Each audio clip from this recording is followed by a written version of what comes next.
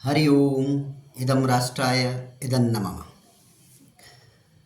हमारे ऋषियों मनीषियों ने ज्ञान की खोज करते हुए ज्ञान के परम तत्व की जब बात की तो एक सूत्र निकाला। उस सूत्र को उन्होंने कहा, अहम ब्रह्मास्मि तत्त्वम असि, अर्थात मैं ब्रह्म हूँ और तुम भी वही हो। ये सूत्र बोलने में आसान हो सकता है, परंतु ये इसका गूढ़ रहस्य उन्होंने अपने जीवन भर के तपस्या से प्राप्त किया। तो हमारे उपनिषदों में जो वेदों और अन्य ग्रंथों के ज्ञान हैं, उनका विश्लेषण है, उनके छोटे छोटे कथानक बनाकर उनको समझाने का प्रयास किया जाता है। तो ऐसा ही एक प्रसंग इस बार पथिक संदेश के इस बार के अंक में बाल वाटिका जो स्तंभ है उसमें छपा है। तो आज पथिक संदेश लेख पाठन अभियान के इस अंक में हम उस लेख का ही अध्ययन करेंगे, फिर उसका आगे विश्लेषण करने का प्रयास करेंगे। ऋषि उद्दालक और श्वेतकेतु, ये प्रसंग है। धौम्य ऋषि के शिष्य आरुणि उद्दालक का पुत्र श्वेतकेतु गुरुकुल से शिक्षा प्राप्त करके आया। एक दिन पिता ने श्वेतकेतु से पूछा, अभी और वेदाभ्यास की इच्छा है या विवाह? क्योंकि ब्राह्मण बटुकों में ब्रह्मचर्य आश्रम के बाद जब वो अपने गुरुओं से शिक्षा प्राप्त करके वापस आते थे तो उनके पास गृहस्थ जीवन में जाने का या फिर आगे और रिसर्च, जो आज की समय में हम कह सकते हैं रिसर्च में आगे बढ़ने का एक जो है चलन होता था। उन दोनों में से कोई एक। तो तब उन्होंने पूछा, अभी और वेदाभ्यास की इच्छा है या विवाह? पिता की यह बात सुनकर श्वेतकेतु बड़े दर्प से बोला, एक बार राजा जनक की सभा को जीत लूं, उसके बाद जैसा आप कहोगे उचित समझोगे वैसा करेंगे। अपने पुत्र के मुंह से ऐसे अहंकार युक्त वचन सुनकर ऋषि उद्दालक सहम गए। श्वेतकेतु की माँ ने ऋषि उद्दालक का चेहरा पढ़ लिया और पूछा, आप ऐसे सहमे हुए क्यों हैं? व्यथित होते हुए ऋषि उद्दालक बोले, श्वेतकेतु की लालसा ही बता रही है कि उसने वेदों के मर्म को नहीं समझा। वह केवल शाब्दिक शिक्षाओं का बोझा ढोकर आया है। इतना कहे ऋषि उद्दालक अपने अध्ययन कक्ष की ओर चल दिए। जब श्वेतकेतु आया तो उसकी माँ ने उसे पिता के पास जाने के लिए कहा। पिता के पास जाकर श्वेतकेतु बोला, तात, आपने मुझे बुलाया? ऋषि उद्दालक बोले, श्वेतकेतु, क्या तुम उसे जानते हो जिसे जानने से जो सुना न गया हो वो सुनाई देने लगता है, जिसका चिंतन नहीं किया हो वह चिंतनीय बन जाता है, जो अज्ञात है वो ज्ञात हो जाता है। तब श्वेतकेतु बोला, तात, मेरे महान आचार्यों ने मुझे इसकी शिक्षा नहीं दी। यदि वे जानते होते तो उन्होंने मुझे इसकी शिक्षा अवश्य दी होती। अतः आप ही मुझे इस बारे में बताएं। आरुणि उद्दालक श्वेतकेतु को लेकर एक पेड़ के नीचे बैठ गए और कुछ मिट्टी उठाते हुए बोले, श्वेतकेतु, जिस तरह जब तुम मिट्टी को जान लेते हो तब तुम मिट्टी से बने सभी बर्तनों को जान लेते हो कि वह भी मिट्टी स्वरूप ही है। जब तुम स्वर्ण को जान लेते हो तब तुम सभी स्वर्णाभूषणों को जान लेते हो। उसी तरह अब तुम ही बताओ, क्या है वह मूलभूत तत्व जिसका जान लेने से तुम सबको जान लेते हो, जिससे यह संपूर्ण जगत बना है? श्वेतकेतु बोला, मैं नहीं जानता तात, तब आरुणि उद्दालक बोले, वह सर्वोच्च सत्य सत है, अस्तित्व है, चेतना है। इसी चेतना के नाम और रूप के सारे संसार में, इसी चेतना से नाम और रूप के सारे संसार में ने जन्म लिया है। जैसे स्वर्ण ही स्वर्ण आभूषण है, मिट्टी ही मिट्टी का घड़ा है, वैसे ही चेतना या अस्तित्व ही सब कुछ है। इसलिए तुम वही सत चेतना हो, तत्त्वमसि। तत्त्वमसि तत्त्वमसि का यह महावाक्य है जो यह घोषणा करता है, तुम वो ही हो जो तुम खोज रहे हो।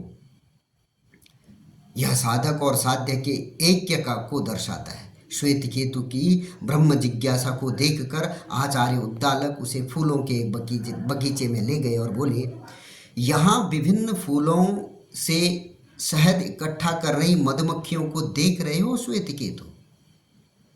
छत्ते में मिलने के बाद क्या वह शहद कह सकता है कि मैं उस फूल का हूँ और मैं उस फूल का हूँ? श्वेत केतु, नहीं तात। आचार्य उद्दालक, उसी तरह जब कोई व्यक्ति एक शुद्ध चेतना के साथ एक हो जाता है तो उसकी व्यक्तिगत पहचान खत्म हो जाती है। वह चेतना ही है जो सबको जोड़ती है, जिससे तुम, मैं और यह सब चराचर जगत बना है। श्वेत केतु बोला, तात, एक सत्य से ही विविधता से भरे इस जगत की उत्पत्ति कैसे हुई? आचार्य उद्दालक बोले, कहीं से बरगद का फल लेकर आओ। श्वेत केतु फल लाता है तो आचार्य उद्दालक उसे तोड़ने को कहते हैं और पूछते हैं कि इसमें क्या है।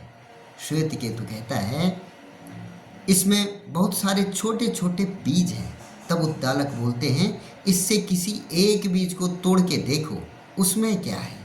जब श्वेत केतु ने छोटे से बीज को तोड़कर देखा तो बोला, यह इतना सूक्ष्म है कि इसे देख पाना संभव नहीं था। तब आचार्य उद्दालक बोले, यह सूक्ष्म बीज जिसे तुम देख नहीं सकते, इसी से विशालकाय बरगद का वृक्ष अपनी विभिन्न शाखाओं और फूलों को लेकर उत्पन्न होता है। उसी तरह उस शुद्ध चेतन तत्व से ही विविधता से भरा यह जगत उत्पन्न होता है।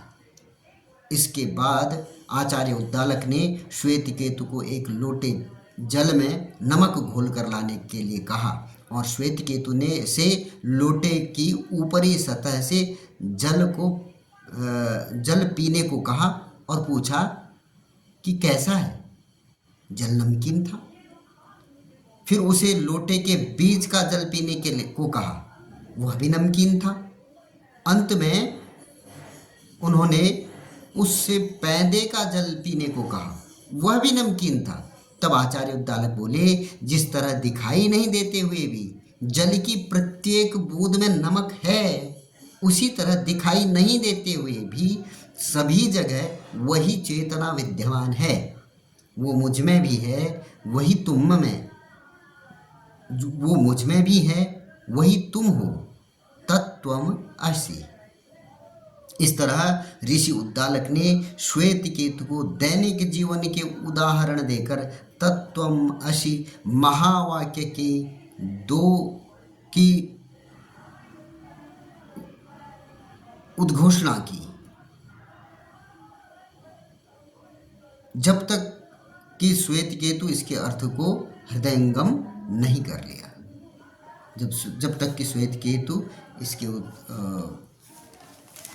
इसके तत्व को नहीं समझे।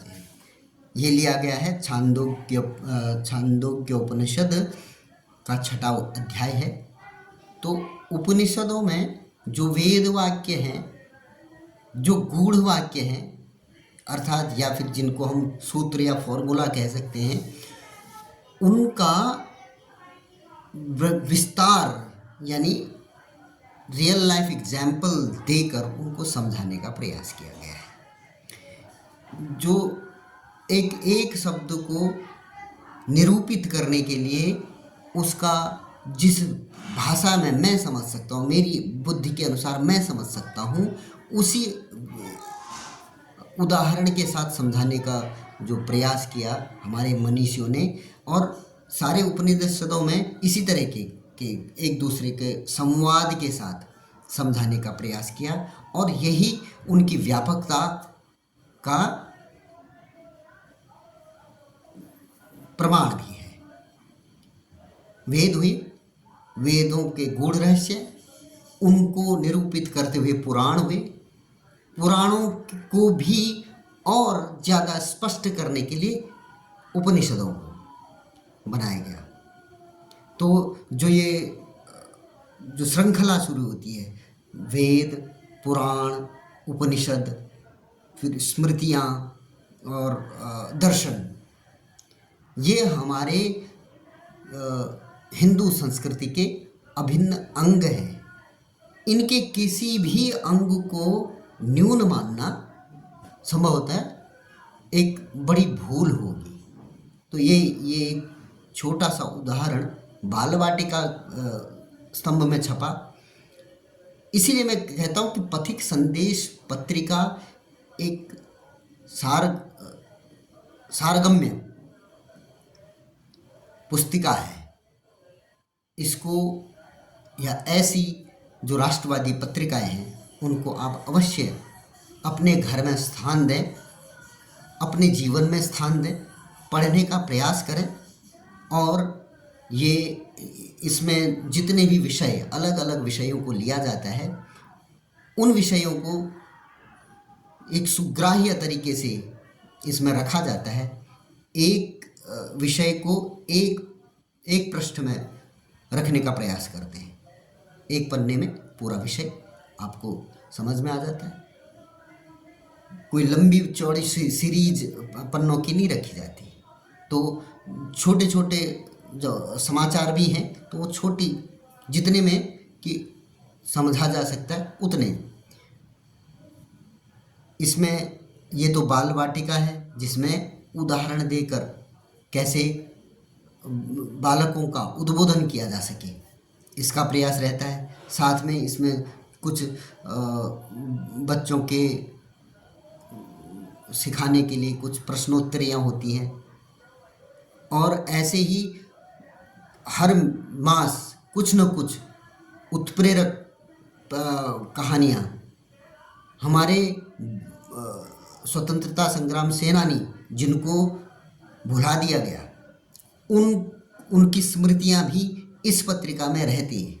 इसलिए मैं आपसे पुनः आह्वान करता हूँ कि पथिक संदेश पत्रिका या ऐसी जो आपके क्षेत्र में राष्ट्रवादी पत्रिकाएं हैं उनको अवश्य पढ़ें, और ये एक बात समझें कि आज का समय सूचना क्रांति का समय है। गलत सूचना आपको गलत राह पर ले जा सकती हैं, सही सूचनाएं आपको सही राह पर ले जाएंगी।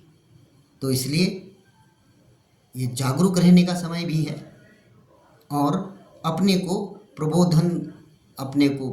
प्रबुद्ध करने का समय भी है। तो इसके लिए सही कंटेंट होना आवश्यक है।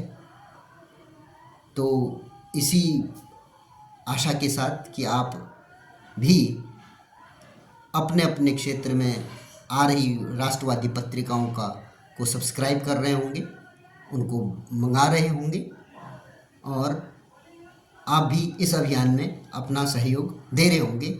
इसी आशा के साथ मैं आप लोगों से अभी विदा लेता हूं, और पुनः दूसरे अंक में आपके साथ आने का प्रयास रहेगा। धन्यवाद।